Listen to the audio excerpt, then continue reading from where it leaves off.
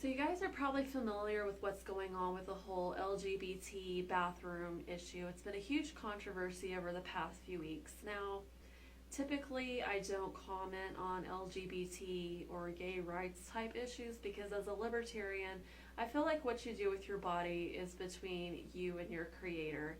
And personally, I don't care what people do with their private parts or what they choose to do with their bodies.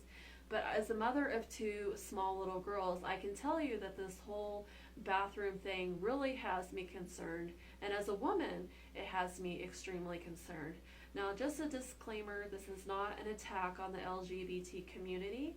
I have legitimate concerns that there are sexual predators out there that are going to use this to their advantage to further their sick agendas, because there are currently over 805,000 registered sex offenders in the United States.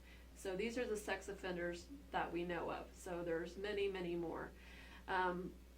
Just to lay out some facts for you, 0.3% of the population identifies as being transgender.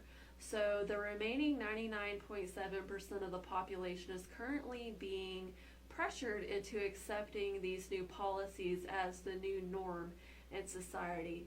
And those that are speaking out against it are being labeled bigots and being labeled all sorts of nasty names.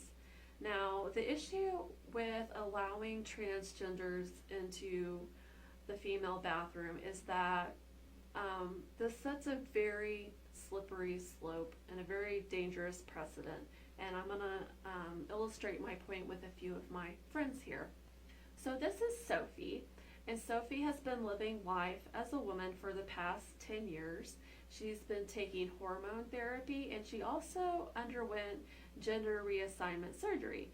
So you could not tell by looking at Sophie that she was biologically born a male. Now, would most people have issues with Sophie using the women's bathroom? Absolutely not. Nobody would even probably give her a second glance.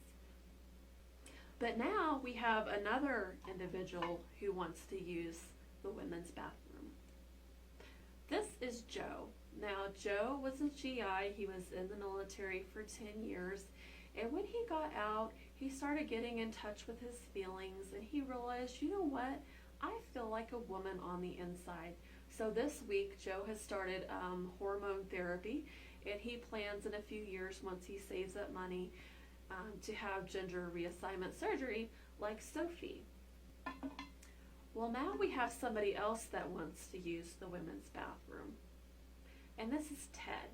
Now, Ted is what is called a gender fluid person, which means that some days Ted feels like a man, and some days he feels like a woman. It just kind of depends on his mood and his emotions that day, and even the situation. So some days you'll see him in the men's bathroom, and other days he will be in the women's bathroom. It just kind of depends. Well, now we have somebody else that wants to use the women's bathroom. This is Pete. Now, Pete is not transgender. Pete is not gender fluid, and Pete has no plans to ever become a woman. Pete has been paying attention to the news, and he knows that at any moment he could waltz into the women's bathroom at Target and nobody would ever say anything. But the issue with Pete is he has a very, very dark secret. You see, Pete is a sexual predator, and so he's going to be scoping out the bathrooms for his next potential victim.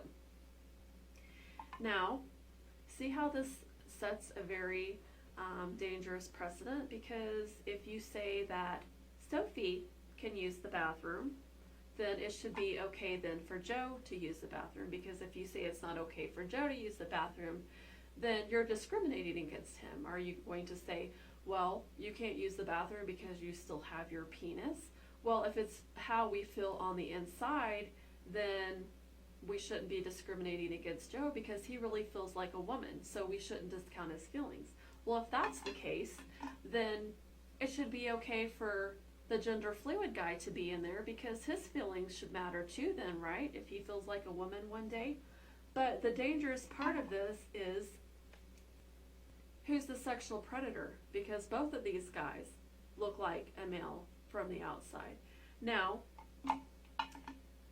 out of this group here, who should not be able to use the bathroom? If you say that all these individuals should be able to use the bathroom, then that opens the door wide open for sexual predators.